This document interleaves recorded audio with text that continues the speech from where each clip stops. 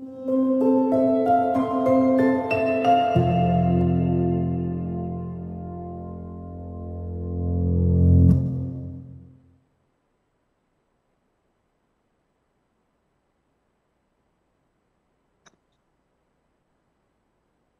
afternoon, ladies and gentlemen. A sincere welcome to Excellencies and honorable speakers, panelists, colleagues, and participants. Welcome and thank you for your presence and support in this S20 high-level international webinar on just energy transition. I am Harkirsuti Harkrisnowo, Fellow of the Indonesian Academy of Sciences. It is a pleasure to be your facilitator in this high-level policy discussion on just energy transition. As you all know, this is one of the pillars that the G20 2022 summit focuses on, together with the global health architecture and also digital transformation.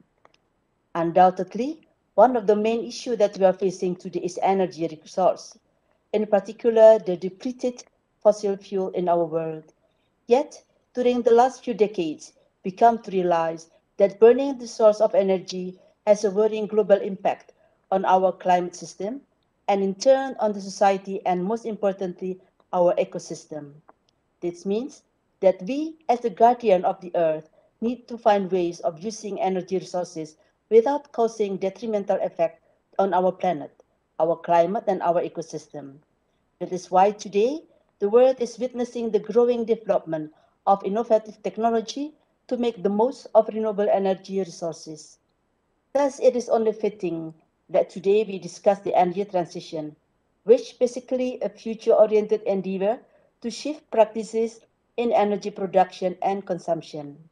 Nonetheless, we must also take into account that countries of the world have different capacities and needs, especially during this pandemic time where challenges are increasing. That is why the energy transition must be conducted in a just, sustainable, and inclusive manner in order to achieve universal access to reliable and affordable energy resources.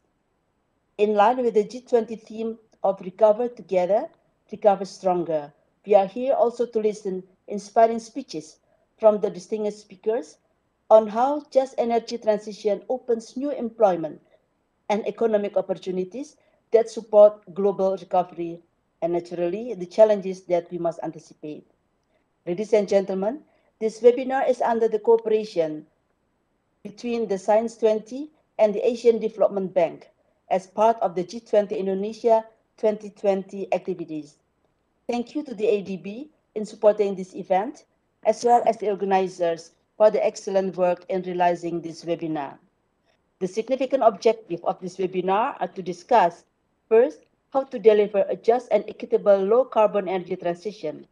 Second, to identify the current and future challenges. And third, to present strategies as well as mechanisms to address these challenges. We are pleased that remarkable speakers and panelists are willing to share their concerns and insight with us in this 2 hours webinar. Among others are His Excellency President of Indonesia and the President of Asian Development Bank. Ladies and gentlemen, to begin with, allow me to invite Professor Satrio Brojonegoro, the IPI President and Chair of Science 20, to welcome you all. Professor Brojonegoro, the floor is yours. Morning and good afternoon. His Excellency, President of the Republic of Indonesia, Her Excellency, former Prime Minister of New Zealand, President of the Asian Development Bank, honorable speakers and panelists, colleagues, ladies and gentlemen. A warm welcome to Excellency and honorable speakers, panelists, colleagues, and participants. Thank you for your presence and support in this S20 high-level international webinar on just energy transition. A high appreciation to our honorable speakers, His Excellency, President of the Republic of Indonesia, and the President of Asian Development Bank for their concern in this important theme of this webinar. We convey our thankful to distinguished keynote speakers and panelists from reputable organizations all over the world. who have been willing to contribute their insights in comprehending just energy transition.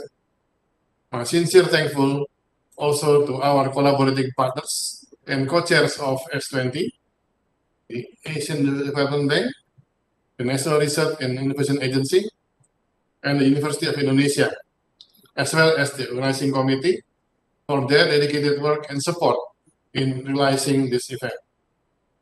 Recover Together, Recover Stronger is the main theme of G20 2022. The goal is to develop a concrete action plan for a green, inclusive, resilient, and sustainable global economy recovery after the COVID-19 pandemic, where no country is left behind. G20 2022 Summit carries on three main pillars: global health architecture, digital economic transformation, and energy transition.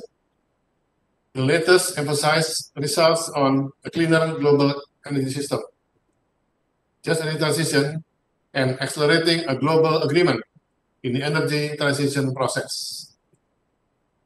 As one of the engagement group in G20, Science 20 should contribute in facilitating scientific approach in decision-making process and policy-making, so that the policy produced is implementable and can have a positive impact to all. Policies related to equitable energy transition should not be a scientific evidence-based, but also be a scientific evidence-informed. Therefore, the policies partake better inclusive and comprehensive. The S20 priority issues have a liability to support international necessities in reducing emission through energy efficiency and development of new and renewable energy.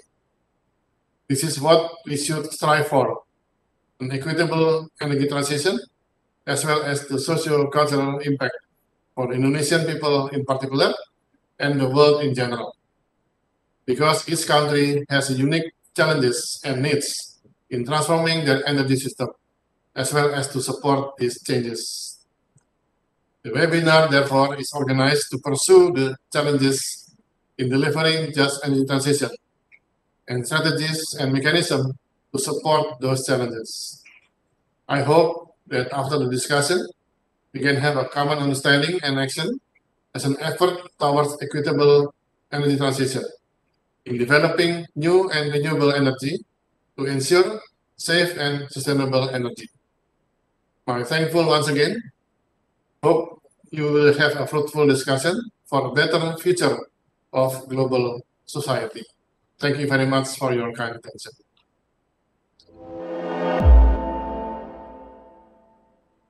Thank you very much, Professor Brojonegoro, for your introduction of this webinar. And now allow me to invite His Excellency, President of Republic of Indonesia, Mr. Joko Widodo, to convey his insights, especially as the chair of the G20 this year. In this keynote speech, His Excellency Joko Widodo is the 17th President of the Republic of Indonesia, who has taken office since October 20, 2014. Mr. President.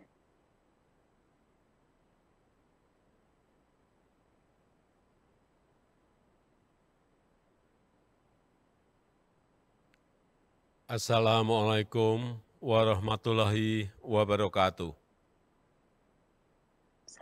Setiap negara memiliki tantangan dan kebutuhan yang berbeda dalam mentransformasikan sistem energi mereka. Transisi energi bukan hanya tentang perubahan pemanfaatan dan penggunaan bahan bakar fosil ke energi terbarukan, tetapi menyangkut aspek yang sangat kompleks. Dari ilmu pengetahuan dan teknologi sampai dengan aspek sosial, ekonomi, dan lingkungan. Hadirin yang saya hormati, transisi energi akan mengubah banyak hal. Perubahan pekerjaan, skenario pembangunan, orientasi bisnis, dan lainnya. Karena itu dibutuhkan strategi dan mekanisme yang tepat untuk mengidentifikasi tantangan saat ini dan tantangan di masa ke depan. Agar transisi energi rendah karbon yang adil dan merata dapat terlaksana dengan baik. Saya melihat ada 3 tantangan besar dalam transisi energi yang perlu mendapatkan perhatian kita bersama. Pertama, terkait dengan akses energi bersih. Kita menghadapi kenyataan bahwa tidak semua warga dunia memiliki akses pada energi yang terjangkau, andal, berkelanjutan, dan modern. Kita harus mendorong energi bersih untuk semua, terutama energi untuk elektrifikasi dan clean cooking, leaving no one behind. Tantangan kedua, terkait dengan masalah pendanaan. Proses transisi membutuhkan dana yang sangat besar. Transisi energi membutuhkan proyek-proyek baru, artinya juga dibutuhkan investasi yang baru. Karena itu, dibutuhkan eksplorasi mekanisme pembiayaan yang tepat, agar tercipta keekonomian, harga yang kompetitif, dan tidak membebani masyarakat. Tantangan ketiga adalah dukungan riset dan teknologi. Dalam transisi energi diperlukan peran ilmu pengetahuan dan teknologi untuk menghasilkan teknologi baru yang lebih efisien dan lebih kompetitif, sehingga bisa menurunkan biaya dan meningkatkan nilai tambah pada produk industri energi baru terbarukan. Selain itu, diperlukan persiapan berbagai kompetensi dan keahlian dari tingkat dasar hingga perguruan tinggi, sehingga tersedia SDM yang unggul untuk mendukung transisi energi. Hadirin sekalian, saya optimis di balik semua tantangan itu ada sejumlah peluang yang terbuka lebar. Kemampuan kita mengatasi tantangan transisi energi akan membuka peluang baru dan lapangan kerja baru.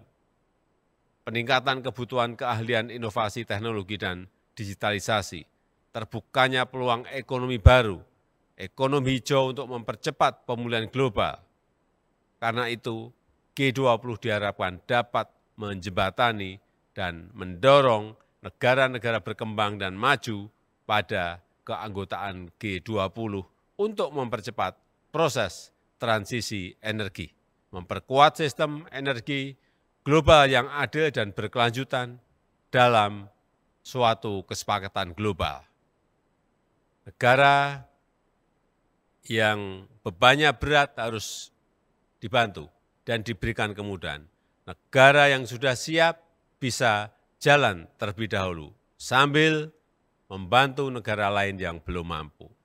Kita harus membangun lebih banyak kolaborasi untuk mempermudah akses layanan energi yang terjangkau, menciptakan inovasi teknologi dan terobosan pendanaan, merumuskan strategi yang konsisten dan berkelanjutan.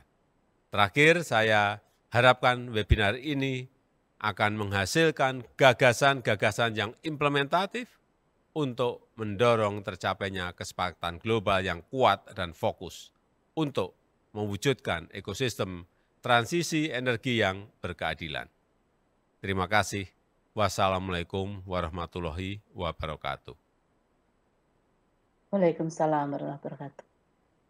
Thank you very much, Mr. President, to remind us that the challenges that we must pay attention in energy transition, such as clean energy access, funding requirement, and technology support, and how we in G20 could work together in bridging and encouraging member countries in a collective effort.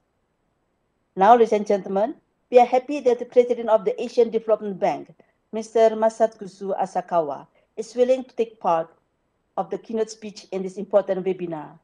Mr. Asakawa took part in the first G20 Leaders Summit meeting in 2008 and is the chair of the ADB's Board of Directors since January 2020. Mr. Asakawa, the floor is yours. Your Excellencies, President Joko Widodo and the ministers, ladies and gentlemen. We have come together today because of our shared belief that bold and urgent action is needed on climate change. I am grateful to the Science 20 Engagement Group of the G20 for hosting this webinar, with support from the Asian Development Bank, the Indonesian Academy of Sciences, and Universitas Indonesia. My friends, I have tremendous confidence that we can successfully tackle the climate crisis together. But to do this effectively, we must confront a few uncomfortable truths. And as the keynote speakers today will show, these truths are backed by scientific evidence. The first is that energy is essential for the economic growth that has lifted millions out of poverty in Asia and the Pacific. But it comes at great cost. Energy use in our region is a source of 50% of global greenhouse gas emissions. Second, Asia and the Pacific is vulnerable to the most destructive effects of climate change, which continue to worsen.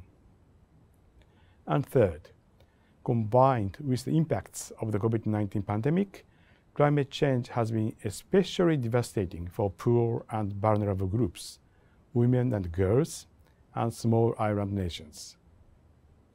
These difficult facts tell us clearly that the battle against climate change will be won or lost in Asia and the Pacific. To succeed, our region needs to accelerate the transition to a low-carbon future, and science will help us get there. We need to deploy substantial resources to make this transition. But we also need to make sure that the transition is just and inclusive. Let me highlight 3 key ways that we can accomplish this.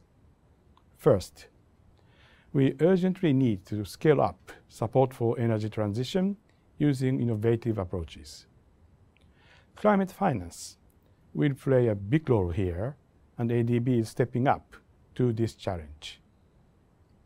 Last year, we elevated our ambition to provide $100 billion in cumulative climate finance between 2019 and 2030. We want to earn our reputation as the climate bank for Asia and the Pacific, not only through the volume of our operations, but also through our game-changing financing instruments. An example of this is our Energy Transition Mechanism, ETM, which is being piloted right here in Indonesia to accelerate the retirement of coal power plants. ETM will do this in new ways by applying scientific approaches and by bringing together financing from governments, donors, and philanthropies. A second thing we need to do is to join together to make a clear and steadfast commitment to a just energy transition.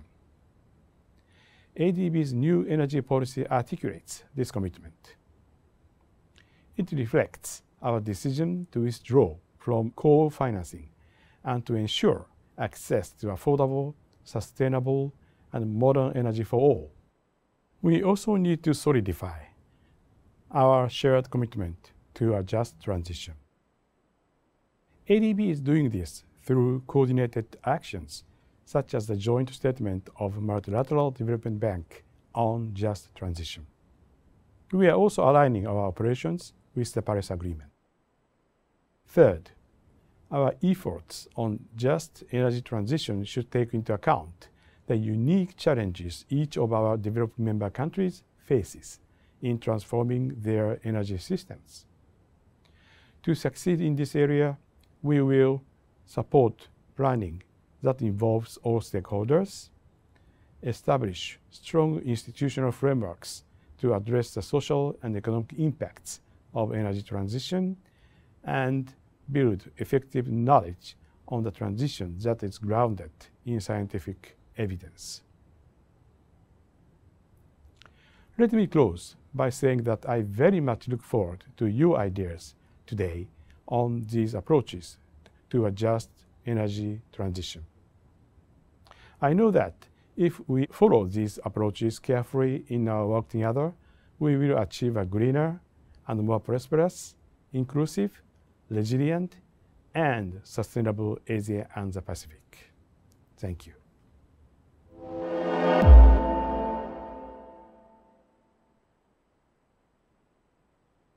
Thank you very much, Mr. Asakawa, for your explanation.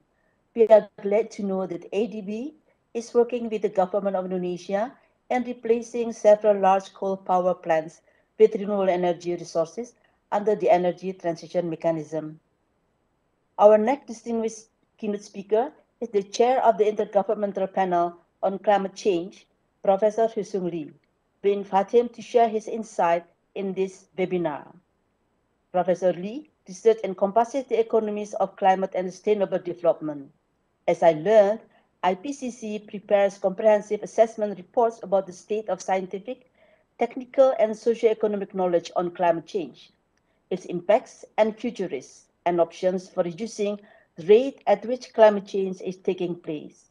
Please welcome Professor Hyesung Lee. Professor Lee, the floor is yours.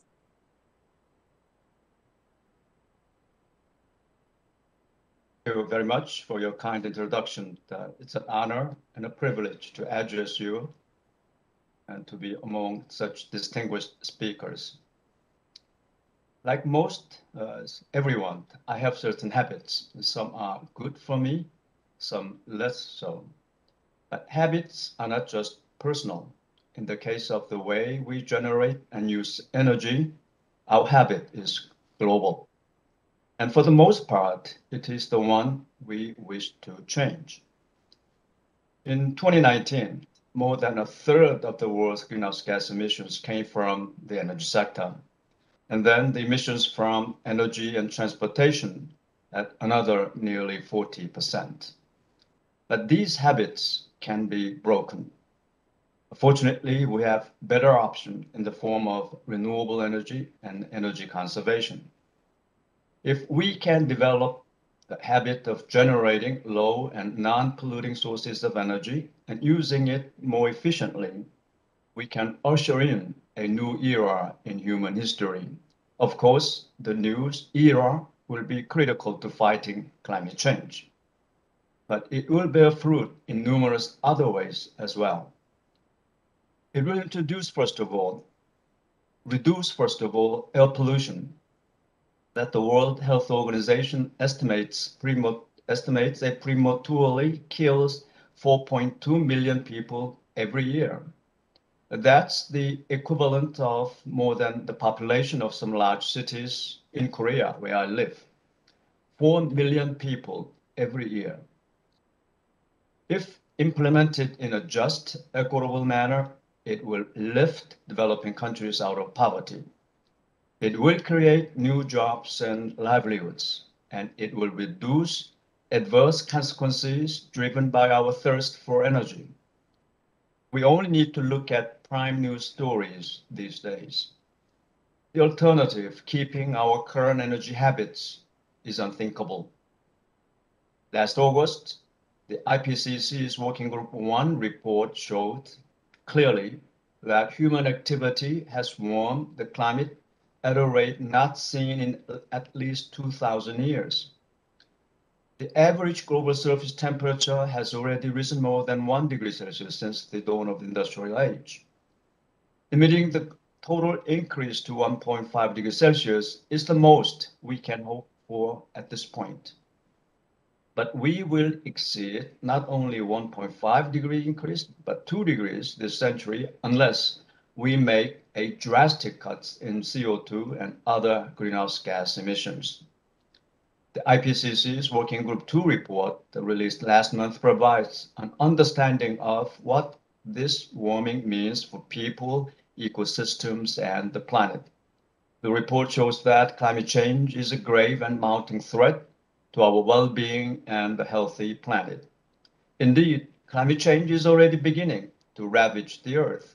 We see an accelerating loss of species, increases in diseases, more droughts and wildfires, severe water shortages, rising oceans, losses to individual livelihoods and economies. There is no longer any corner of the Earth that is not feeling the effects of climate change, but the most vulnerable people are suffering the most. The longer we wait to take action for a sustainable energy economy, the more difficult it will be to manage the fallout from the climate change. The longer we wait, the more we will face multiple climate hazards at once, with risks interacting and cascading across sectors and regions. So how do we avoid such a dark future? How do we limit global warming to 1.5 degrees Celsius? How do we create a sustainable future? It will require unprecedented transformations. We will need rapid and deep changes in the way we use the earth, land, and oceans, and in the way we build transportation systems and buildings. And it will require a complete transformation of the global energy system. So let me spend a few minutes explaining what that transformation would look like. It will include options such as solar, wind, and biofuel, but it will also take into account demand-side management, such as use of energy storage, diversification of energy generation, and distributed generation. It would be characterized by climate-responsive energy markets, better design standards, smart grid technologies. It will feature more robust transmission systems and improved capacity to respond to energy supply deficits. Fortunately, all of these measures are highly feasible in the midterm to long term. Many of them are already in use and growing rapidly. An effective transition would also require better energy efficiency. As was noted at COP26 in Glasgow last year, improved efficiency could deliver more than 40% of our greenhouse gas reductions during the next 20 years. According to the IPCC, up to 85% of our electricity would need to come from renewable sources by 2050. Electricity generated by fossil fuels will need to be accompanied by various methods to capture and store their emissions. We would need to come close to eliminating the use of coal by 2050. That won't be easy, but let me give you some encouraging developments. Not only the technical, but the political, economic, and social barriers to renewable electricity have been falling rapidly. In the past 12 years, the cost of solar energy and lithium batteries has each dropped by 85%. The cost of wind energy is down by more than half. While we are only at the beginning of what we need from wind and solar, by 2019, they already generated 8% of the world's supply electricity.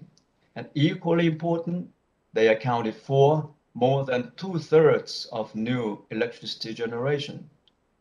As to industry, emissions in 2050 will need to be anywhere from 65 to 90% lower than they were in 2010. As a reminder, that's the amount to help limit global warming to 1.5 degrees above pre-industrial times. We can achieve these reductions through combinations of new and existing technologies and practices. Those include the use of hydrogen, sustainable bio-based feedstocks, and product substitutions. But this sector too will require electricity from renewable sources combined with carbon capture, utilization, and storage. IPCC's Working Group 3 report will have more to say about the energy transition when it is released later this month.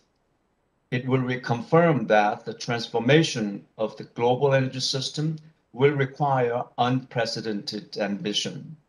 This means we will have to make sharp reductions in the use of fossil fuels, not in future decades, but now.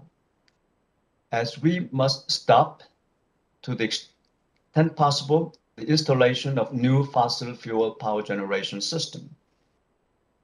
Every new coal-fired plant, for instance, locks in more damaging emissions.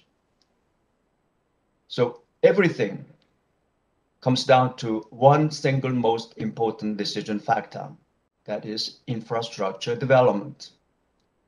How we choose to develop our energy infrastructure in the coming decades will have a major influence on how livable our planet will become. If we squander the limited time we have left, our ability to adapt to climate change will become increasingly limited. The good news is we have much of the technology to realize this transition, and we have the financial capital. The question is whether we have the collective will to break our bad habits, the habits that keep us trapped in high carbon footprints and way of life that we know are leading to destruction, and to a future that none of us would wish for our children. But I'm optimistic. I think we can break our bad habits. Every day we see more action, more ambition. It's not enough yet, but it is accelerating. So let's keep heading in the right direction as we gather speed toward a sustainable future. Thank you.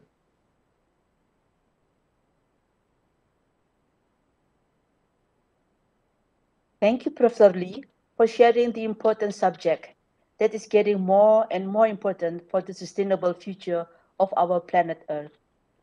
For our last keynote speaker, we'd like to invite the Director General of International Renewable Energy Agency, or IRENA, Mr. Francesco La Camera, who is with us today.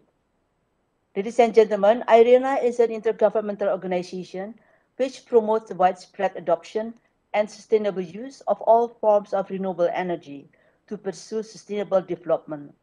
And Mr. Camera has more than 30 years of experience in the fields of climate sustainability and international cooperation. Please welcome Mr. Camera. Thank you very much. Excellencies, V. Dudu, President of the Republic of Indonesia and Chair of the G20. Excellencies, my friend Mr. Therese, Minister of Energy and Mineral Resources, and Dr. Indra Wati, Minister of Finance, Professor Brojonegora, Chair of Science 20. Excellencies, fellow friends, distinguished guests. Salam and greetings from the International Renewable Energy Agency.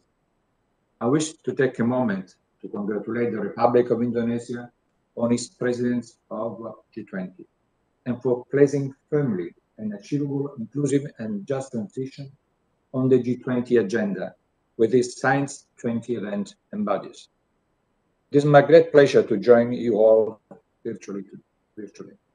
Our efforts as a collective in working towards a just energy transition, one that addresses the economic, social, and environmental impact of the COVID pandemic, the climate crisis, and energy access and security. And this has never been more important. COP26 has shown us that there is the global political willingness to build a net zero future. But if we want to hit the 1.5 Celsius pathway, as Professor Lee just said, we must be ambitious now and ensure that this is the decade for action. Let us recover together, recover stronger through a just transition. Slide 1, please, is there. Today, I wish to provide an holistic and comprehensive overview of the energy transition from both a technical and thematic approach.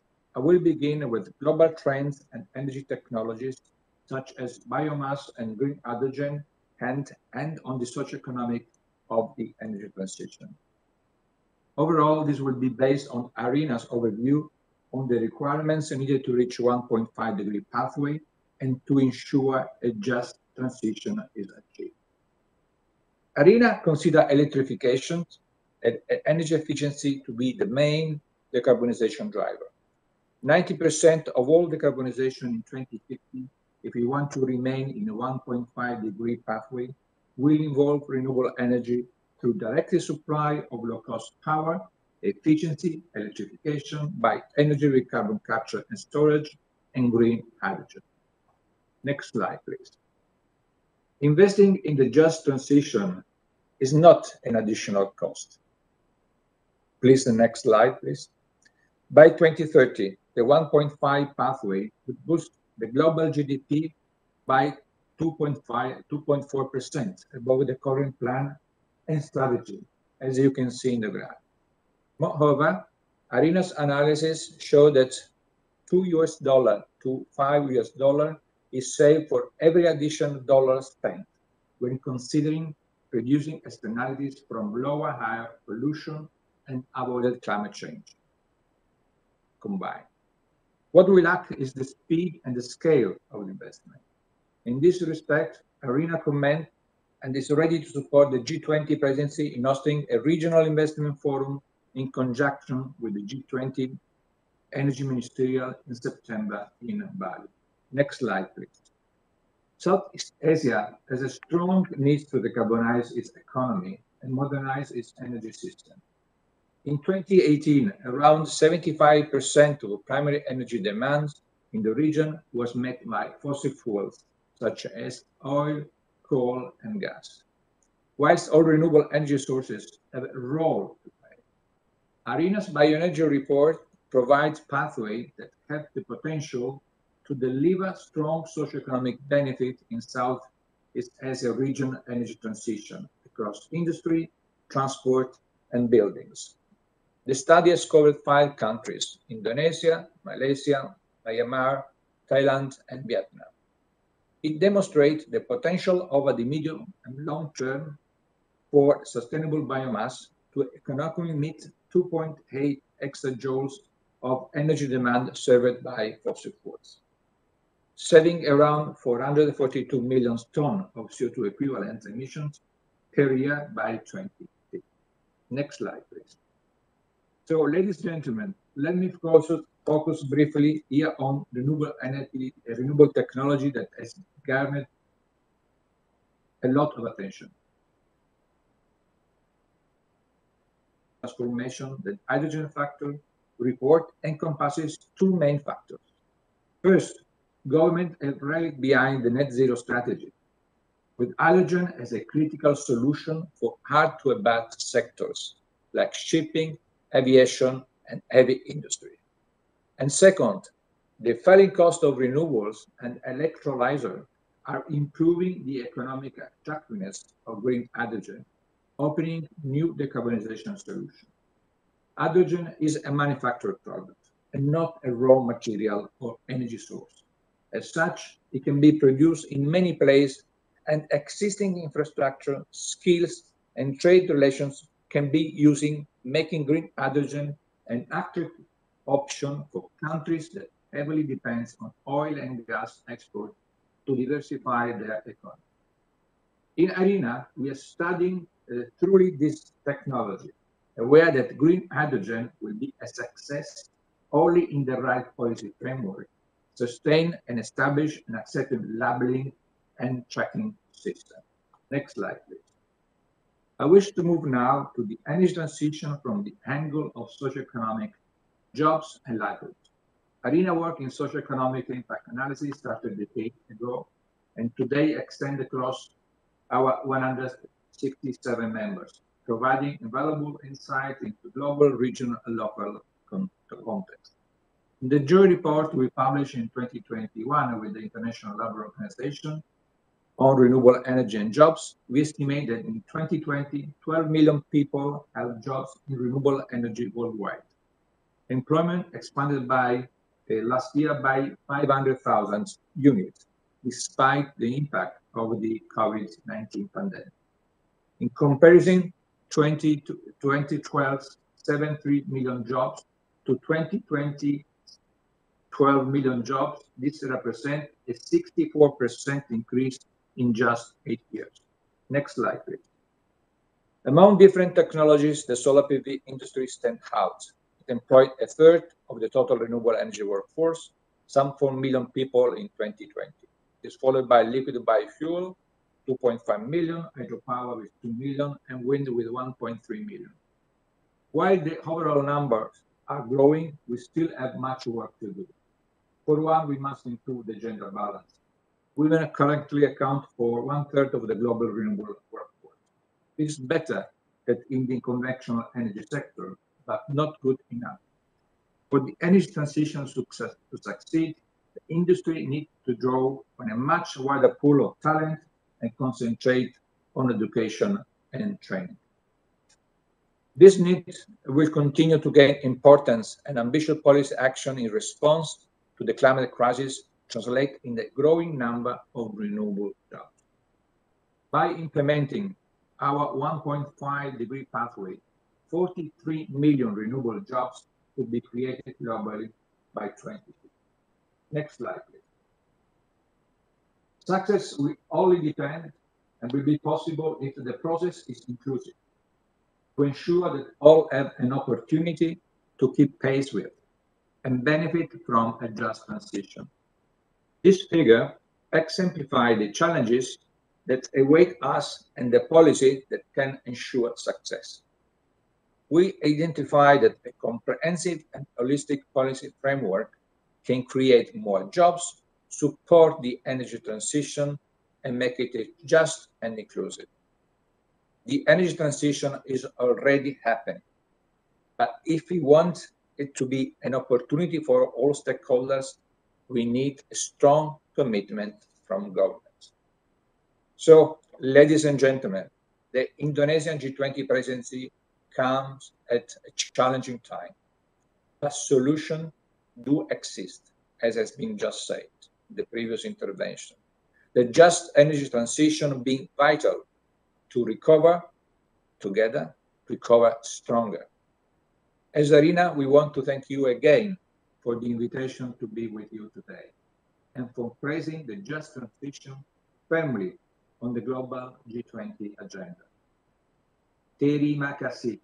Until we meet again, hopefully in person and soon. Thank you very much for your kind attention. Thank you very much, Mr. Francesco Lalcamera, for sharing with us a very important information with regard to the just energy transition. Ladies and gentlemen, we are now finishing our first session in this Just Energy Transition webinar. It has been an interesting session, as I have learned a lot about the topic from our speakers.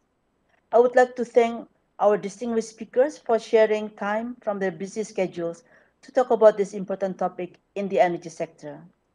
Before we proceed to the next event, which the next channel, which is the panel discussion, let's take a short break, and we'll return again at 3:50 Jakarta time.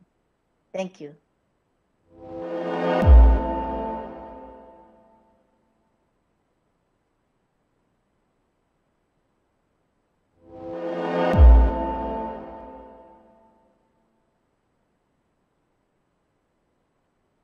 Ladies and gentlemen, welcome back to our webinar.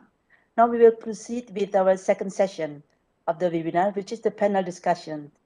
And we will invite the moderator for the panel discussion, Dr. Ahmed Said, the Vice President of Operation 2, Asian Development Bank. Dr. Said has joined ADB since 2019 and is responsible for operation in the East Asia Department, the Southeast Asia Department, and the Pacific Department. Without further ado, I should deliver the session to him. Dr. Said, the floor is yours. Thank you, Professor Tuti, and welcome to our ministers, distinguished speakers, guests, ladies and gentlemen.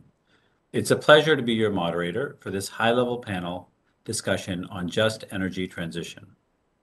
The decarbonization process is something that will change all of society and will drive dramatic change globally. As we know, whenever great change happens, it represents both an opportunity as well as a risk. And we also know that the burden of this process cannot be allowed to fall on those least able to bear it.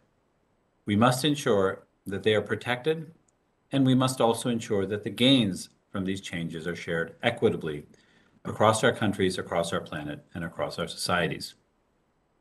As mentioned both by President Jokowi and ADB President Massa, just transition must be an urgent priority. Last year, ADB joined our peer institutions, the other multilateral development banks, and jointly committed to 5 high-level principles that will guide our support for a just energy transition, and that will ensure consistency, transparency, and we trust credibility in those efforts. This focus on just transition is reflected also in ADB's 2021 energy policy, which aims to support our developing member countries to undertake and implement transparent and inclusive planning and policies for a just transition. This is something that will require the support of planning efforts that involve all stakeholders. We will need to establish strong institutional frameworks to address the social and economic impact of energy transition, and we must build effective knowledge on the transition that is grounded in scientific evidence. Our session today is an effort to put these ideas into practice. We are working very closely with the government of Indonesia and the government of Philippines on an effort called the Energy Transition Mechanism. This is an effort to address the path dependency that makes it difficult for countries to exit from high levels of commitment and dependency on coal-fired power. Our hope is that once scaled up, the ETM, as we refer to it, has the potential to be the largest carbon reduction and avoidance platform on the planet to date. Retiring 50% of the coal-fired power plants in Indonesia, Philippines, and Vietnam over the next decade or decade and a half could cut 200 million tons of CO2 emissions per year. This is the equivalent of taking 61 million cars off the road. We are in the process of developing a just transition approach for the energy transition mechanism. This is an urgent priority, and I'm hoping we can learn quickly how to accelerate the energy transition while also ensuring that none of us is left behind. At the end of the day, such efforts will depend very much on science-informed evidence for policymakers in order to guide policymakers as they adapt to these enormous shifts. So for today's discussion, we have a planned 1-hour panel.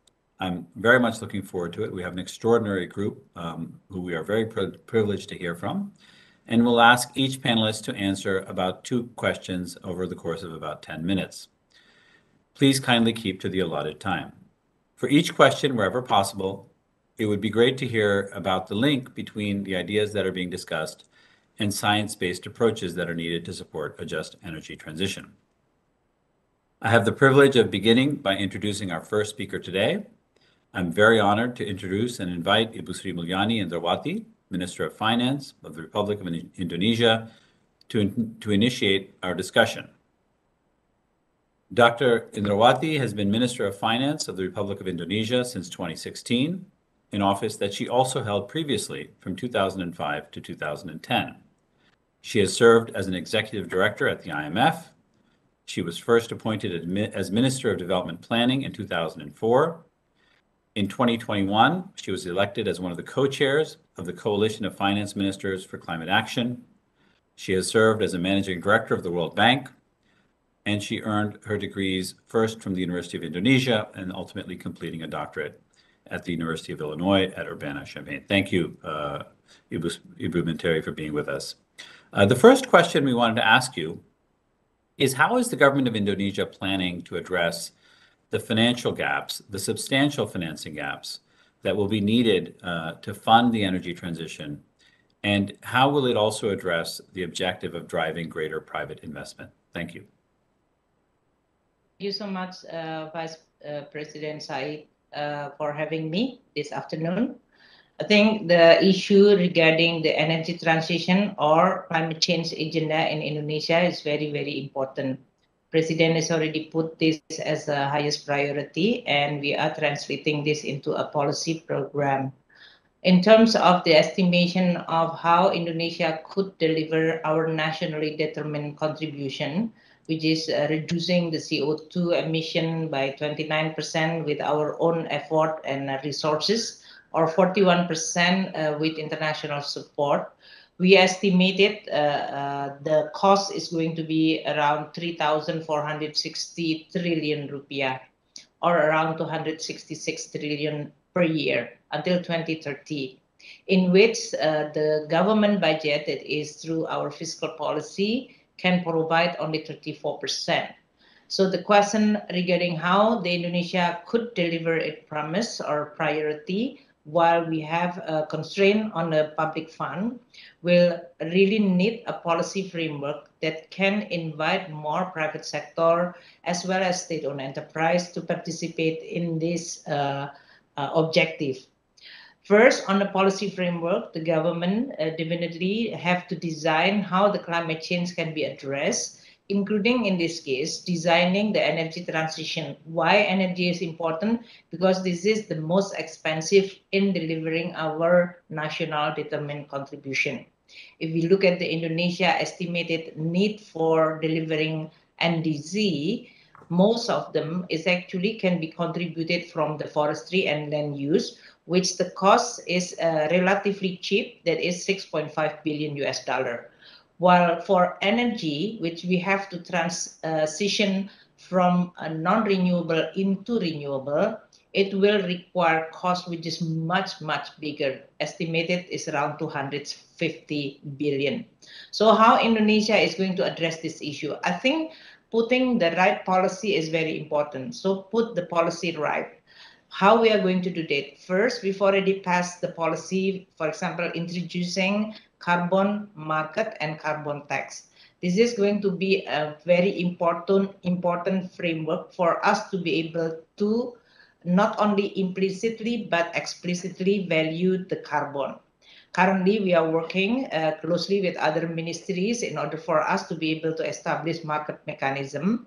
And we've also introduced first the carbon price at the lower level first, because this is the introduction for the Indonesia economy to familiarize with this carbon market mechanism.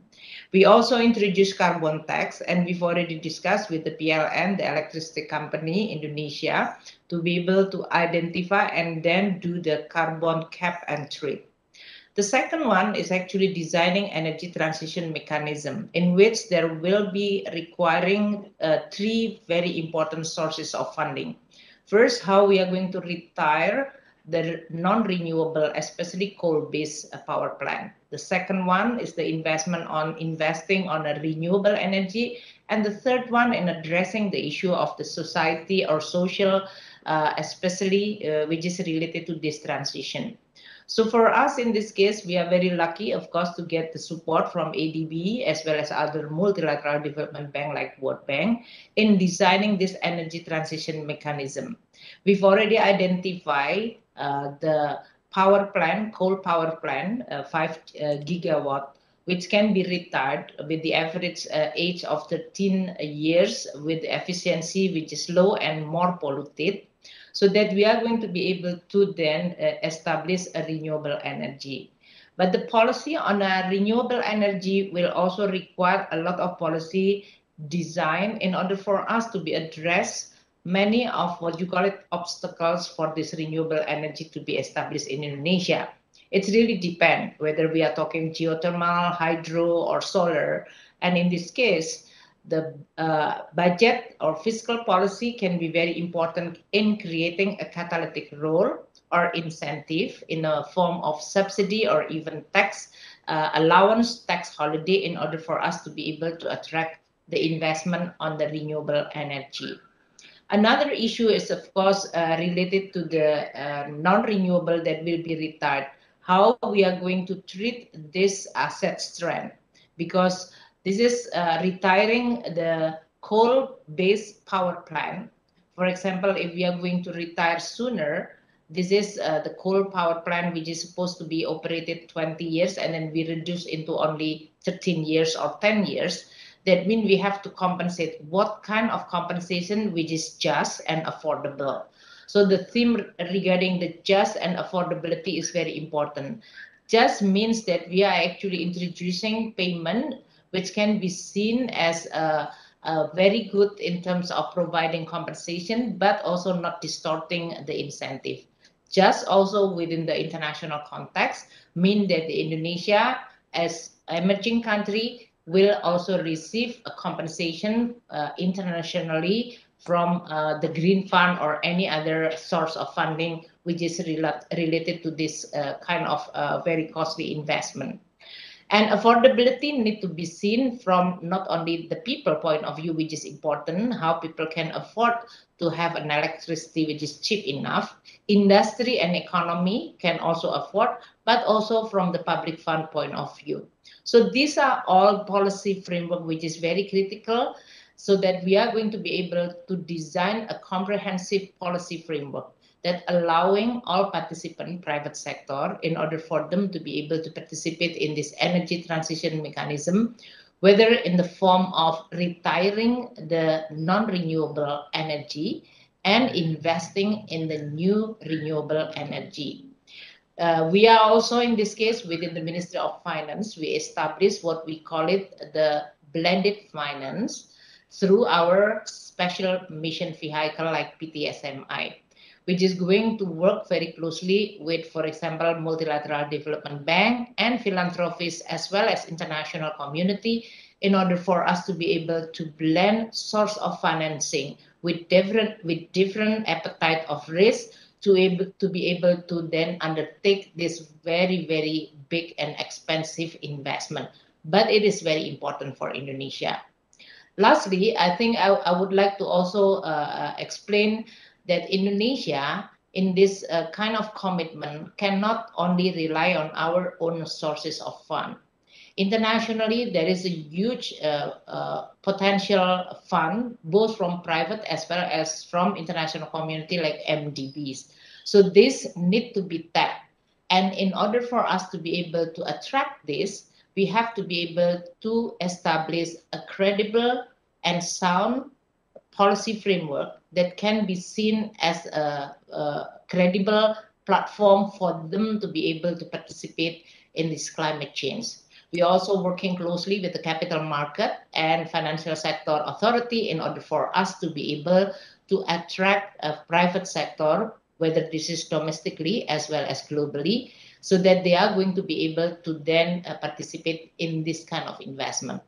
Another thing that the Ministry of Finance is doing is actually creating an instrument like green bond in order for us to be able to also offer opportunity to invest in Indonesia.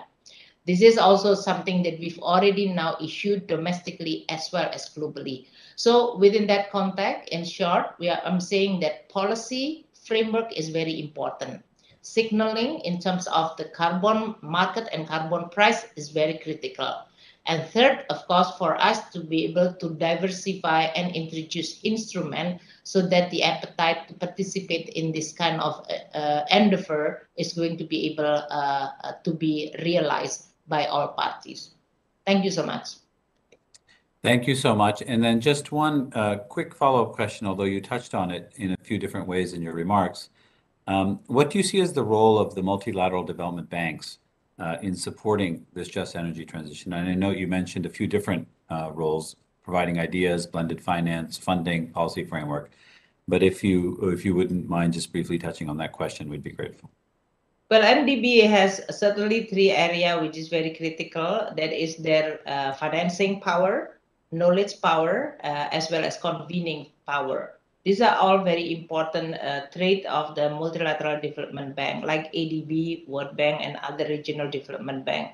So we definitely require, in this case, working and cooperate with this. First, of course, on the financing side, structuring this energy transition mechanism is very complex. And that's definitely require not only the experience, but also understanding, because this is not only relying on our sources of funding, but also from the global funding. So ability to understand and structure this that is credible enough so that the participation can be realized.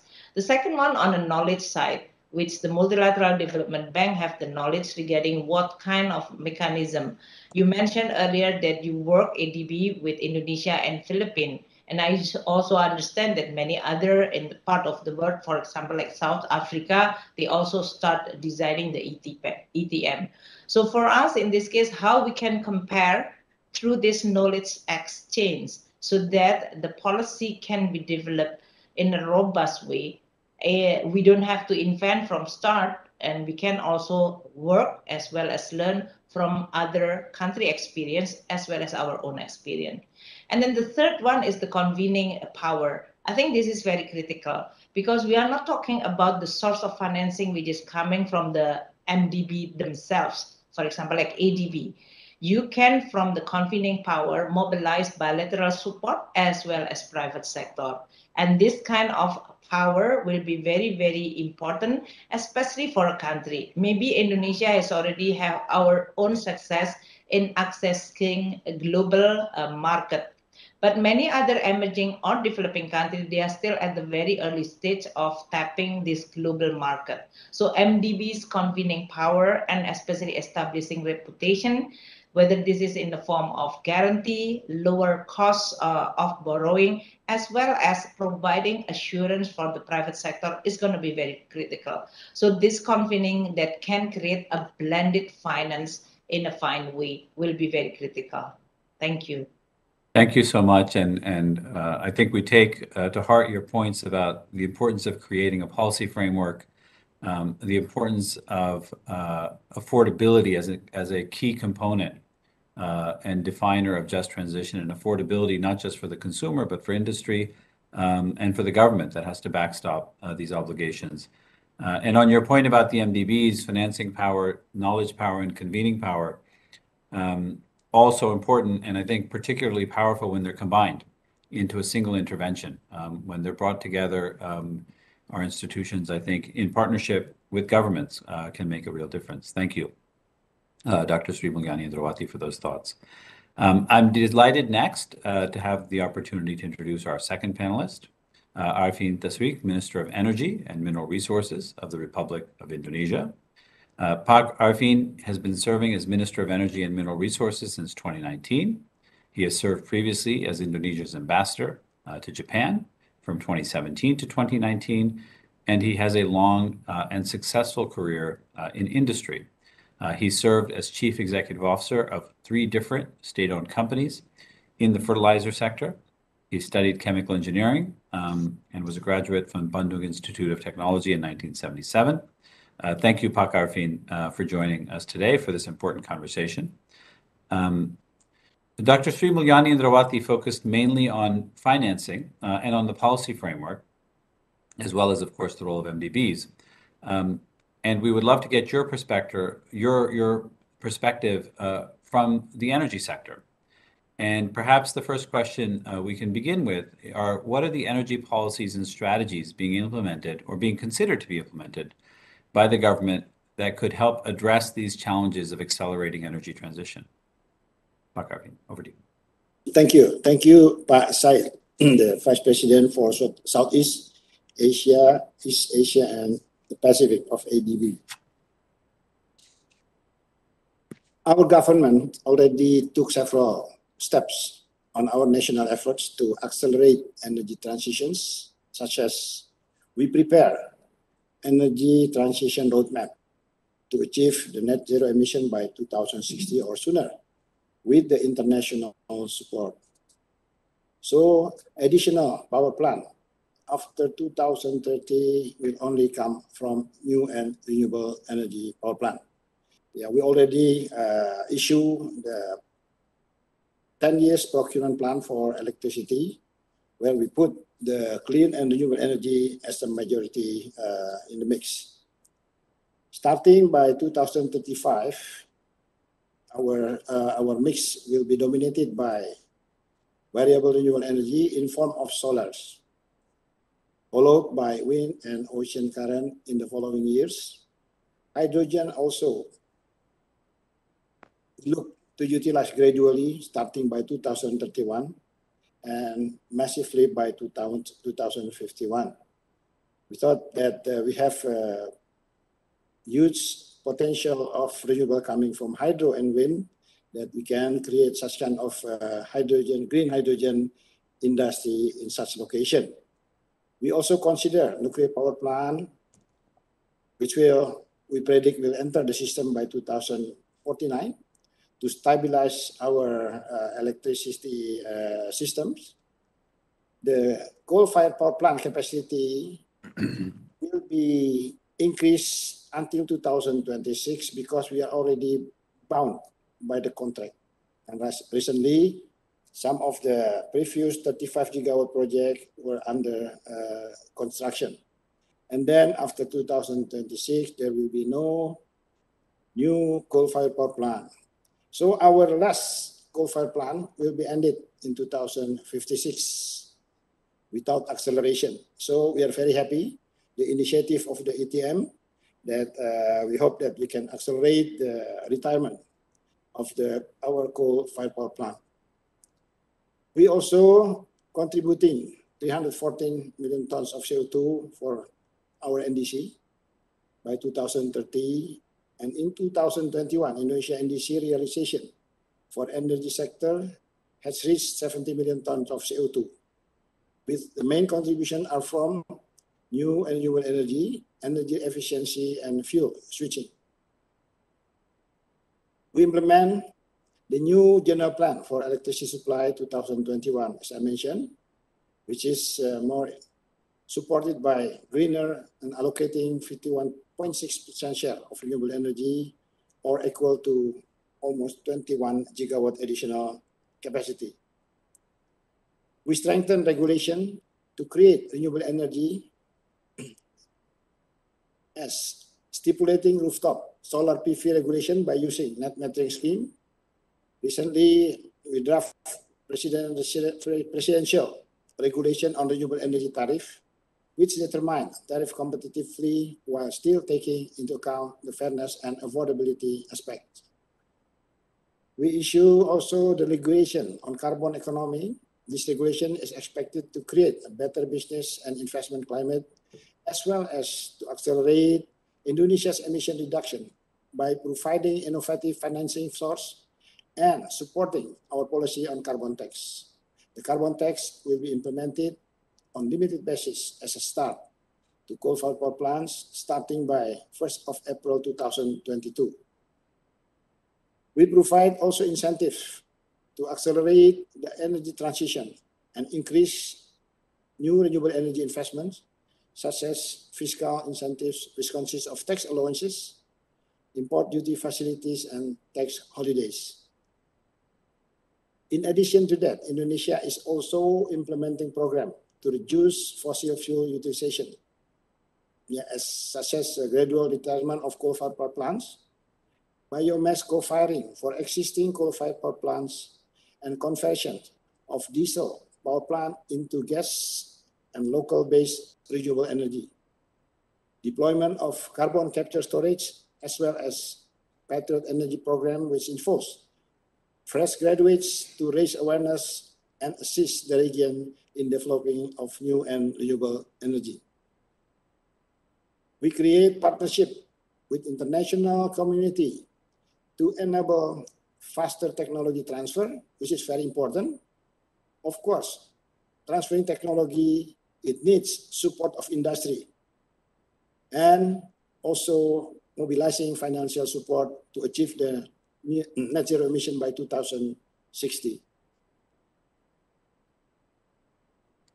Thank you.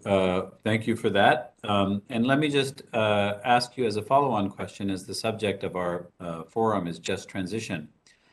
You described a very broad range of policy interventions, a very significant and wide range. How is the government engaging with affected workers and communities in these traditional fossil fuel industries? And how is it helping them transition to new jobs with new skills, perhaps so that they can work in this emerging new economy? Yes. Thank you, Pak Said. So energy transition should be managed and planned properly, as it will create a strong driver for job creation and welfare improvement. New job opportunities on renewable energy should be in demand without neglecting the competency and skills provided by many people on conventional energy sector. Therefore, transition of professional jobs and skill should be anticipated, encouraged, and managed as well in the view of energy transition.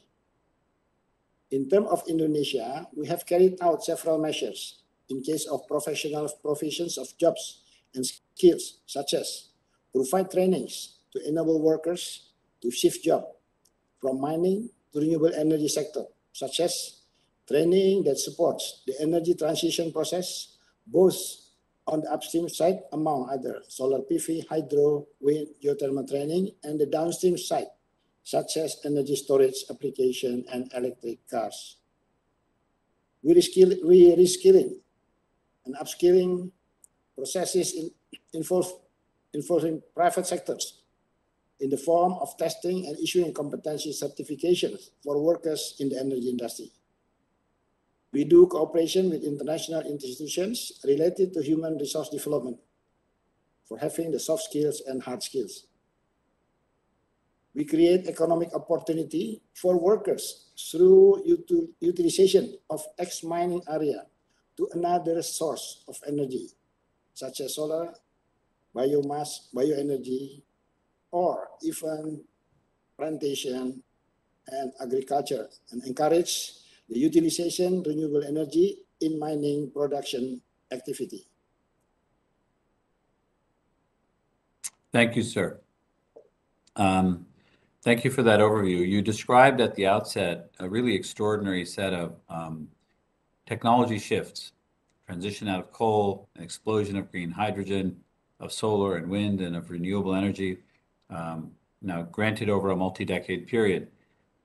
But these efforts of the government to reskill people and to transition them into new industries, they're really going to be at the heart of ensuring that this transition is just and fair, and equitable, and as least disruptive as possible. Thank you so much, Pak Arvind. Next, I have the honor of introducing Helen Clark, former Prime Minister of New Zealand and Chair of the Extractive Industries Transparency Initiative. Prime Minister Clark served as the Prime Minister of New Zealand for 3 successive terms from 1999 to 2008. Throughout her tenure as Prime Minister and her 27 years as a Member of Parliament, she engaged widely in policy development and advocacy across the international, economic, social, environmental, and cultural spheres. In 2009, after stepping down as Prime Minister, she became the first woman to be administrator of the United Nations Development Programme, serving in that role for 2 years. She has taught in the Political Studies Department at the University of Auckland, from which she earned both her undergraduate and master's degrees. Prime Minister Clark, we know most about the Extractive Industries Transparency Initiative in the context of its traditional origins related to the oil and gas and other industries. But I understand that it's beginning to play a much more prominent role in supporting member countries on just energy transition. And we'd love to hear from you about what EITI is doing and the links between this focus on transparency and a focus on justice. So over to you, please. Thank you.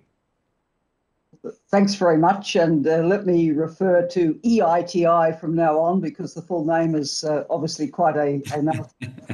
So what the EITI is about is setting the global standard, which is like a convention, for transparency currently in the oil, gas and mineral sectors. Everything, therefore, that's been said on this webinar to date about the importance of policy frameworks and strong institutional frameworks is very relevant to the kind of work that EITI encourages. The standard that we have, and against which countries are validated regularly, provides that there must be information reported on extractive sector revenues by countries, on beneficial ownership of companies, on contracts, on environmental payments and impact, and then information from the monitoring of licenses in and production and exports from the sector. Now, clearly, exploration for new mineral deposits is going to step up with the energy transmission. And that comes with a lot of benefits, but also with some risks. And so EITI, in taking on how it could play a role in the energy transition, has looked at how it could support countries to maximize the benefits and mitigate the risks. And there's 3 main ways. The first is that countries can use all that data disclosure that our processes require to help them design evidence-based policies for a sustainable and just energy transition. We have 56 countries around the world's regions which are implementing the EITI's standard. And many of them are very well positioned to contribute to the world's supply of minerals that are critical for the energy transition. So our disclosure requirements for countries can help ensure a transparent mineral supply chain from the point of exploration right through to production and sale. For example, the data we have could be used to analyse the economic contribution that critical minerals could make to an economy. They could provide evidence for policymakers when they're forecasting revenues from the sector, and they could support plans for a fair distribution of revenues, especially for affected communities. Our G20 host, Indonesia, is an EITI implementing country. And an obvious point to make about Indonesia is it is actually the world's top exporter of coal and generates quite a lot of revenue from that. So clearly the energy transition implies there will be a loss of revenue from coal. So against that background, the EITI's multi-stakeholder group, because we are a tripartite structure at the country level and globally of governments, civil society and companies. In Indonesia, that group is working to understand what the risks of energy transition will be better. And I understand that the EITI stakeholders in Indonesia intend to use the disclosures out of the EITI processes around revenues, production costs and emissions to inform and engage in national energy transition policy making. So that's the kind of use of our data and processes we would like to see to help inform energy transmission. A second point we make is that we can help through our processes mitigate governance risks in the energy transition. We've seen how beneficial ownership transparency and contract disclosure can help in ensuring transparency and accountability in the mineral supply chains. And that in turn can help avoid corruption, which we know undermines socioeconomic national interests. So knowing who owns the companies behind lucrative energy projects can help ensure that governments are actually dealing with legitimate investors. Having access to and understanding the terms of the contracts entered into with governments can help citizens assess whether these deals actually provide adequate returns, particularly for communities directly impacted by the transition. And my third point would be that our multi-stakeholder approach to governance helps ensure proper consultation with key stakeholders as governments are formulating and implementing their energy transition policies. Our experience suggests that if you couple a commitment to transparency with this multi-stakeholder approach, it is key to better extractive sector governance, and also very important for ensuring fair processes so that no one is left behind. We enable government, industry, civil society to come together in open dialogue about the shift to a green economy. And I hope that approach will also become the norm in the renewable energy sector, multi-stakeholder approaches. But there is a need to act rather fast to entrench good practices in what for many is still a nascent industry. Back to you, moderator.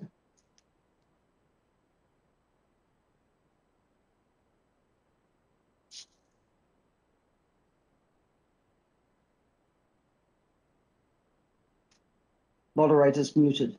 Sorry about that. Central Command had muted me and took a moment to get that undone. Thank you for that and for sharing with us that link between transparency and so many other things that can only arise with the presence of data and transparency. Just in anticipation, you talked also about the role of a new set of minerals, obviously having been extracted for a long time, but now increasingly at the center of this new emerging global economy. In anticipation of this transformation that we're really in the very early stages of, what do you see as some of the key actions, both on the part of the public sector, government, but also on the part of private sector, in this case I would presume primarily the mining industry, To ensure that as we extract these new minerals, the nickel, the cobalt, for the sake of the environment, the process of extraction, how do we ensure that that process is also efficient and clean and doesn't set back our broader agenda? Yeah. So let me comment briefly on 4 areas, if I can fit them in, that we think will be important for action. The first is to ensure that subnational revenues flow from the step up in the strategic minerals sector coming from the energy transition. A lot of countries, and I include this in resource-rich Asia, at the subnational level, governments are very dependent on payments and transfers from extractive companies. And these are often used for local development projects. So as we go into a scale-up of strategic mineral exploitation, it will be important to ensure that the subnational revenues continue to flow from that. Then on the environmental management side, again, transparency of information about the environmental management will be very, very important. Citizens need information on the management and monitoring of environmental impact in their areas. And that includes information around environmental impact assessments, certification schemes, monitoring procedures, environmental liabilities. Contracts which actually stipulate environmental obligations need to be disclosed, for example. So information disclosure can also help there. Thirdly, we'd emphasize the importance of governments needing to be able to disclose data systematically through digitization. This is going to be increasingly a key component of inclusive decision-making, and we think will help in timely monitoring of compliance with obligations and detecting where there are red flags in transactions. And the final point would be the need to invest in education, skills training, upskilling with the transition. We've already heard reference in this session to the increased number of jobs likely to come from the transition. And it's an opportunity for affected communities. It's an opportunity to diversify local economies. We'd also like to see in this transition more space for gender inclusivity. The traditional extractive sector has disproportionately employed men, but there's already hopeful signs of a greater inclusion of women with the rise of the energy transition. And EITI now requires extractive companies to disclose gender disaggregated employment data as well. So all of these, I think, imply some policy response and action from government. Back to you, moderator. Thank you so much, Prime Minister Clark. And like the deeply experienced policy and political hand that you are, you ended within seconds precisely of our 10-minute allotted timetable. Thank you for those really interesting and important comments. I think there's a broad recognition, I think, at a high level of the importance of transparency, but then understanding how that then relates to data, and that data then relates to action, I think is a very important link. And the work that you do at EITI, of course, very central to that process, and it will be very, very important in the new economy. So thank you. I'm pleased next to invite Shane Burrow, Secretary General of the International Trade Union Confederation. Ms. Burrow is the General Secretary of ITUC, which represents 200 million workers in 163 countries and territories with 332 national affiliates. That is an extraordinarily broad and deep and important network. She previously served as President of the Australian Council of Trade Unions from 2000 to 2010. She has been a passionate advocate and campaigner for social justice, for women's rights, for the environment, in labor law reform. She's led union negotiations on major economic reforms and labor rights campaigns in her home country of Australia, as well as globally. And she has served as a member of the governing body of the ILO. Let me begin just by asking a first question. How is the International Trade Union Confederation working with governments in the private sector to ensure that workers and communities have the necessary skills or technology to enable an inclusive energy transition. And I would just say, we've heard on this panel how government is looking to address this issue. We've heard how the NGO community is looking to bring transparency to this issue. But your job is to keep us all honest and to make sure that it's not all talk and that there's action and there's the voice of workers is at the table, that it's respected, that it's heard, and that it's not simply filtered through others. So we'd love to hear your perspective on these issues. Thank you. Thank you very much. And indeed, thank you to the S20 for organising this. It's a critical discussion. And I'm delighted the G20's in Indonesia, a place where I spent a lot of time over the years as a close neighbour and friend to the people in my own country, Australia. So you actually said it, you know, this climate crisis cannot be responded to without the social dimension. That means governments, it means business, it means workers, it means civil society. And the social dimension is so important, which is why the just transition frame is critical. We cannot reach the scale, whether it's in workplaces, throughout the business practice, or indeed across governments and the intergovernmental dependence around energy, if we don't work together. But I have to say time is not our friend, and the unions recognise the scale of the challenge. Energy transition is the foundation, but we are working with companies across all sectors: agriculture, construction, transport, manufacturing, as well as energy and more. We need to do most of the work in this decade if we're to have a chance of stabilising the planet. And tragically, we don't start from a strong foundation. We have a broken labour market. The Indonesian economy is a good example of where the minority of women are, indeed, but workers generally are in the formal economy, not the majority. And even within that formal economy, you have precarious work, insecure work, short-term contracts, often without the hope of a paycheck in the following month. And social protection is largely inadequate. When you get to the informal economy, now 60% and growing globally, then you have no rule of law, no rights, no minimum wage, no social protection, and that's not a foundation for just transition.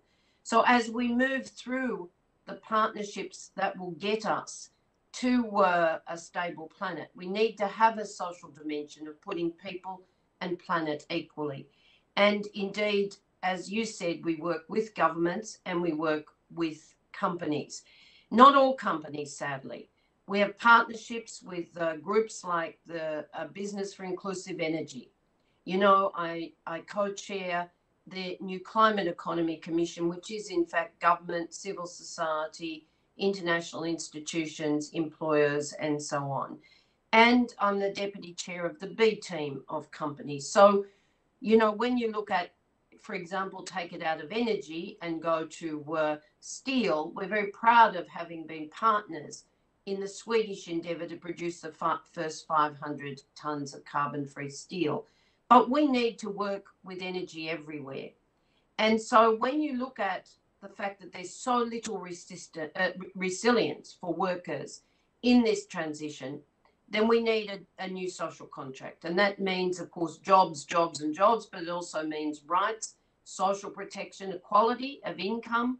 The historic levels of inequality must be bridged, and it means equality of gender and indeed of race. I know you want to come back to the gender question, but all the jobs we need to create have to be predominantly for women if we're to have a fighting chance of the equal participation in the labour market for women that the G20 is committed to.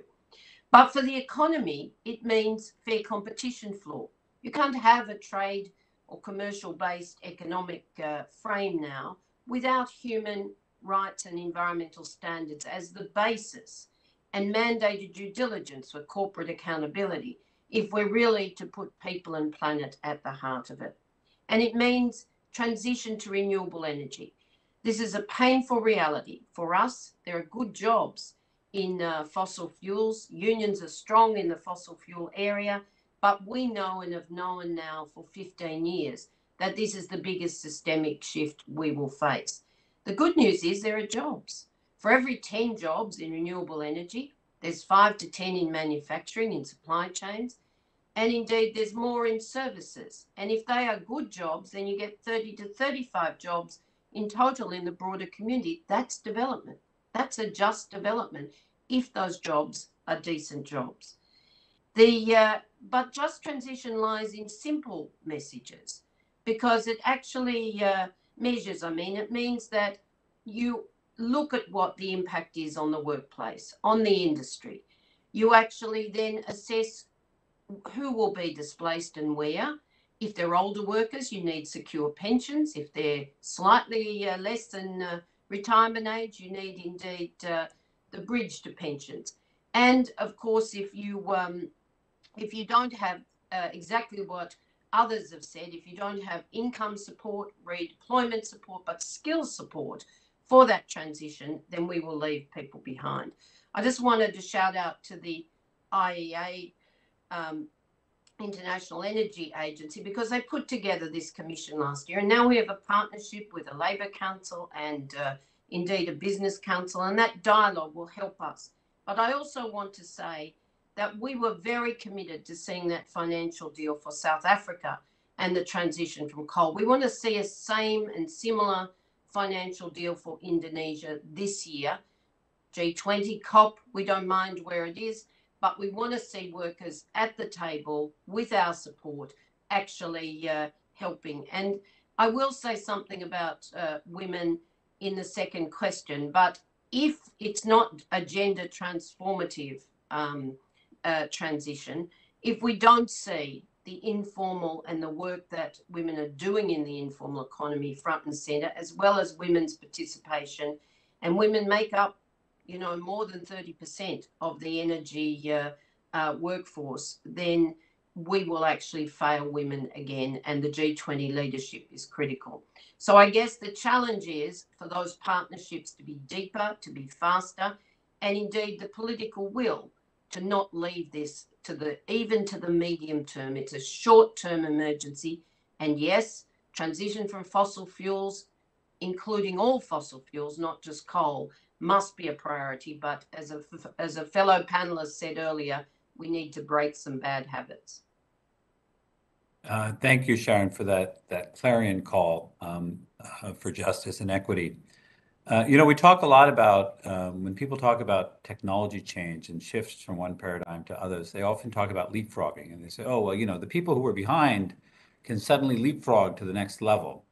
But surely this should be possible in society as well when there's dramatic change. And you talked about how we haven't been addressing gender disparity. And now we're at this moment of enormous structural shift and change. Perhaps it's an opportunity to leapfrog and not to move slowly from one level to another in terms of gender equity. Can you share with us, from your very broad experience globally, some successful examples or perhaps insights into best practices into the application of just transition approaches, perhaps in the energy sector, but certainly some examples that address the impact on female workers? Thank you. Absolutely. If you go to the hardest indeed to abate injustice sectors like the informal economy, then we're very proud of the work our women are doing in Siwa in India, where they've changed diesel pumps for solar pumps, where they've trained women to install solar, where clean cooking and village dependency is based on solar and other green energy supplies. We need to make sure that women who are at the front lines and who lost $800 billion of income collectively through COVID, then that they are in fact recognised for the work, the knowledge and the commitment that they have. The ADB, and I was pleased to hear them acknowledge it earlier, doing a lot of work around women, and I'm pleased to have been associated with that. We really need to look at how you get women, their unions, their communities at the table, because they know what will work. Well, thank you very much. Thank you for those thoughts.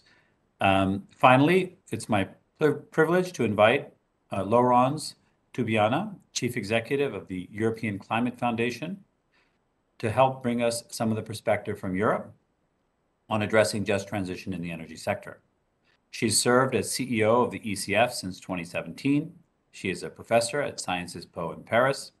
In 2018, she was appointed to France's High Council on Climate Change, previously served on the Board of Governors of the French Development Agency and the Board of at Expertise France, the French public agency for international technical assistance.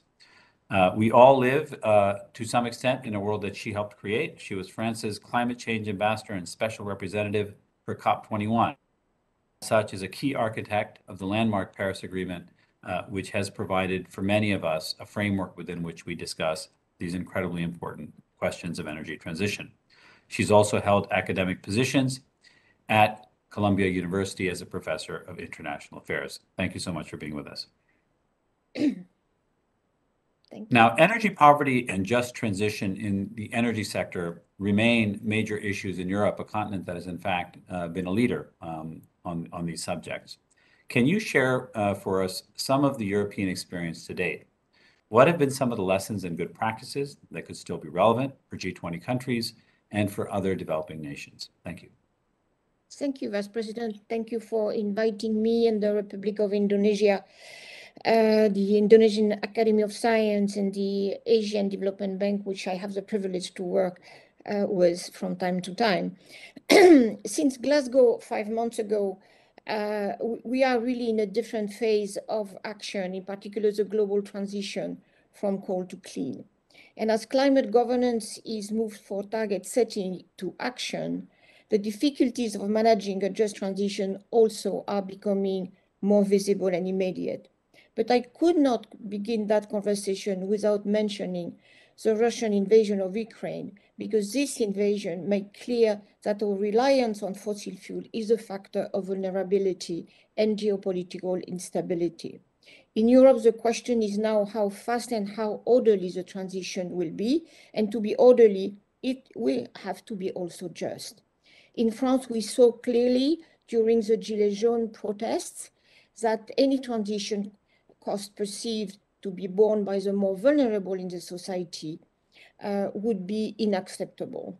So the power sector is crucial. 50% of all of the reduction sector by 2030 has to keep the Paris Agreement on track are from the progress in this particular sector. And in Europe here, we have been progress and missteps. We have been first movers in developing the European Green Deal, really a whole of the society transformation adapted to different social contexts and energy mixes of member states. But we have also failures in our promise for a just transition. We have been overpaying, for example, utilities for ending coal, which Minister Srimulyani refers to, when those transfers could have gone more to communities affected. We have learned that the transition away from coal must go hand in hand with more funds for local communities and more funds for scaling up renewable. So energy transition is not merely changing technology for power generation. It requires structural reform in the overall electric sector. We are learning our energy pricing system, for example, still doesn't favor renewable energy. It's overly impacted by current high price of fossil fuel. So we have to be ready for bumps in the road and crisis, starting with Ukraine and our dependency on Russian fossil fuel of energy. Just remember that Russia accounts for 40% of our gas, 27% of our oil, and 47% of our coal. But with the European Green Deal, there is a clear direction for a coal phase out.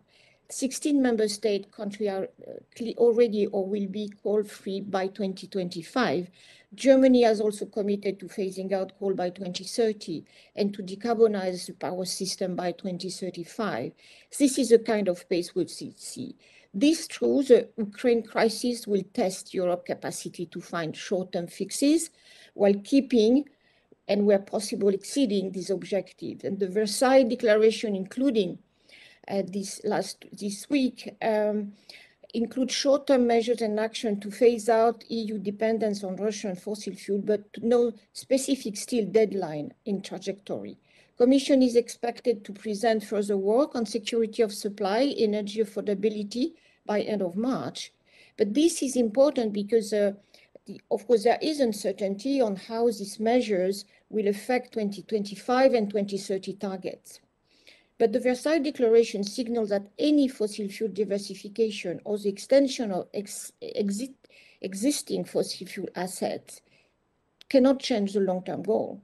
So in fact, studies confirm that an increase of the renewable target to 50% by 2030 is really cost-effective, exploring the feasibility of higher targets even immediately, and this is vital.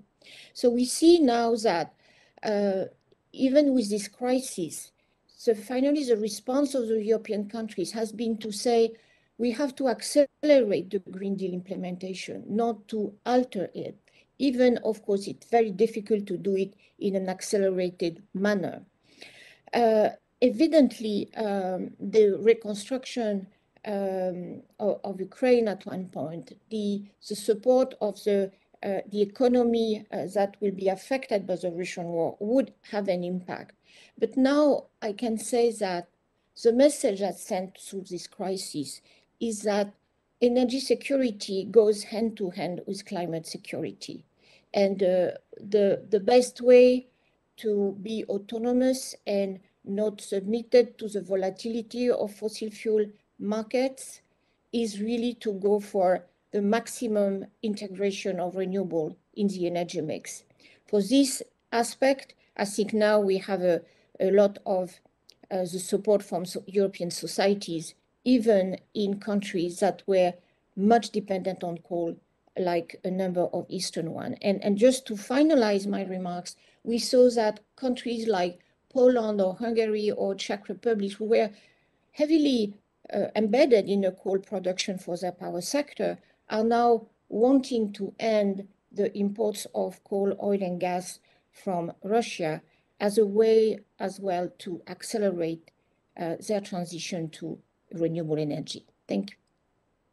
Thank you so much, and for sharing that perspective that some are asking the question, what are the implications of the recent crisis, ongoing crisis, for a focus on energy transition? And your answer, we hear very clearly, is that a heightened prioritization of energy security, in fact, acts as an accelerant of the broader energy transition. If I could ask you also, retraining of workers will be a critical piece of this process. We've heard that from other speakers. What are some of the skills that will be needed to support both the deployment of clean energy, but also the employment of workers in these sectors? Are there any lessons that developing countries and other G20 members can learn from European governments about how to support the development of these skills, repurposing of universities, improvement of programs like material sciences or environmental studies? What have European governments been doing to ensure that their citizens are participants in the new economy, and what lessons can we take to elsewhere in the world? Thank you. Maybe an element of understanding it that, in particular, the transition out of coal is, of course, particularly strong. The impact is particularly strong in specific regions.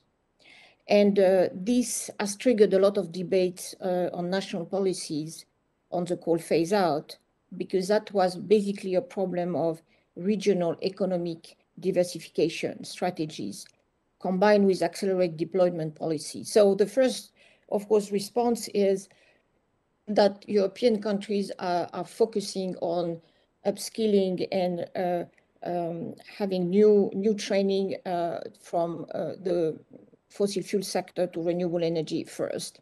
And of course, through, and as well, a whole project of training for insulation of buildings, to try to really saving energy as a top priority, as well as developing the technology and the university, the research. So, but at the same time, we know that there is a short term, because 2030 is just coming now. And there is a short-term element, an impact on the affected region and household. That's why, together with a European Green Deal and the target of the 55 emission reduction package by 2030, a just transition fund has been established for the affected region and household, with 17.5 billion from the EU budget, which member states can top up. So there are, I think, interesting lessons, in my view, beyond training, which, for example, is a Spanish example. The idea is to really anticipate the transition, not to wait the end of the transition, not to end for closing mines or closing coal-based power plant, but really to anticipate the evolution and begin to discuss with the affected communities. For example, Spain has spent 50 million to support the transition of mining communities in consultation and welcome by trade unions. As Sharon Burrows said, this is essential, that this is a joint project between business, government, and trade unions. This money will be invested in mining region over the next decade, early retirement schemes, very important, local re-employment in environmental restoration work, which should not be forgotten, and of course, the reskilling program for grid industry. Of course, Europe experience is not a blueprint, because the priority everywhere must be action, dialogue, information sharing, and really consultation. And in the G20, we must focus on the role of development finance, private finance, and utility sectors and local community. Again, I am really insisting on the money should go in priority to local communities and affected households. And it is we have to find a just balance between, in a way, compensating for the utilities and really focusing the resources to where they should be. One example, at COP26, ECF and partners launched the Coal Asset Transition Accelerator to leverage finance to accelerate the coal transition. Now we are engaged in discussion with many countries, Indian state, of Odisha, South Africa, Vietnam, and Philippines. But I think really the best practice is the dialogue and in a way the capacity to bring people along with that transformation. This transition is inevitable. Everyone will learn as they go through. And it's very good initiative and events like today to share practices.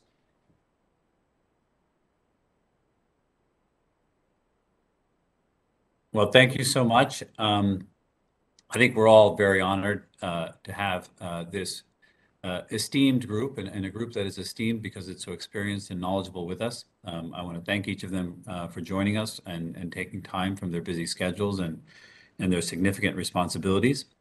We heard from Ibu Sri Mulyani that we must get policy right. We heard from Pak Arifin that energy transitions are things that have to be managed and they're things that have to be planned. Prime Minister Clark called our attention to the importance of transparency as a transformational building block of this process. From Sharon Burrow, we heard that time is not on our side. And for Laurence Tobiana, we heard that any transition is unacceptable if it's borne primarily by those who are the most vulnerable in society. Those are, of course, the smallest of tidbits from what are much deeper and richer comments that I hope everybody benefited from. I want to thank the S20 Secretariat for helping to organize this, as well as the Indonesia Academy of Sciences. And with that, I have the privilege of handing the floor back to Professor Tuti. Back over to you. Thank you.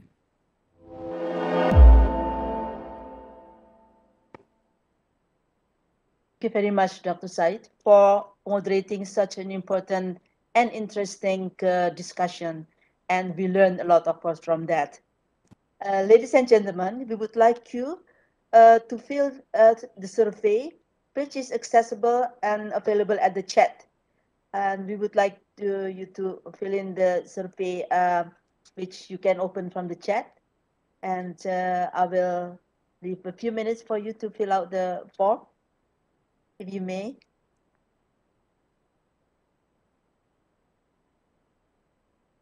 Okay, while friends are filling that out, I would like to take this opportunity, ladies and gentlemen, to inform you about our next national webinar, which will be conducted on 20th of April 2022 on the topic of people at the center. and the international webinar on 14 June 2022 on the topic of health resilience system. Thank you for all speakers and panelists for sharing concerns and insights, and to attendees for being patient, learning the policies of just energy transition. We also appreciate the efforts from S20 Secretariat, the Indonesian Academy of Sciences, the Asian Development Bank, all partners, the event organizer, in doing this smart work for successfully organizing this webinar. Thank you, everybody, and see you in our next webinar. Good afternoon.